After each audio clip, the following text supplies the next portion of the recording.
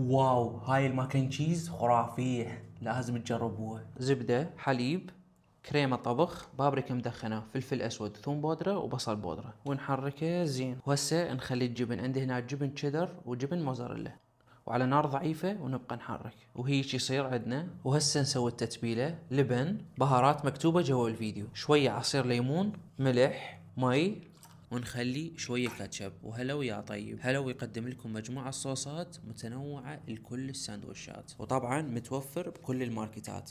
وعندي هنا صدر دجاج مقطع بهذا الحجم، ونقلبه كلش زين ونخليه بالثلاجة أقل شي ساعة. مي بارد، طحين ودجاج، نخليه بالطحين بعدين بالمي ونرجعه بالطحين ونسويه بهاي الطريقة ونروح نقلي.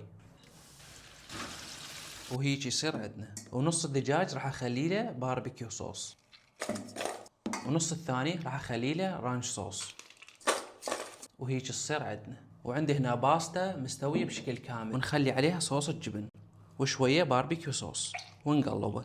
قالب جبن موزاريلا، وطبعا هذا اختياري، ونقلبه شوية ونخليها بالفرن فد 10 دقائق وهيك تصير عندنا. ونخلي الدجاج